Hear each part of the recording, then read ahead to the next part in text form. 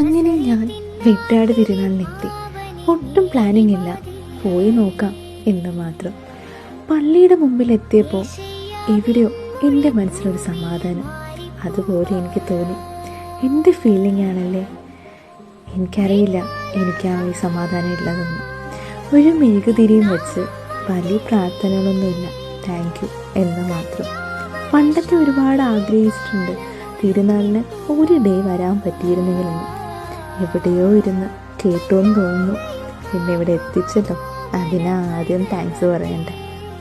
ഭയങ്കര ഒരു സമാധാനമാണ് അവിടെ ചെന്ന്. ഒന്നും പറഞ്ഞില്ലെങ്കിലും ഇരുന്ന് പ്രാർത്ഥിക്കാനും ഒക്കെ. എന്തായാലും നല്ലൊരു എക്സ്പീരിയൻസ് ആയിരുന്നു.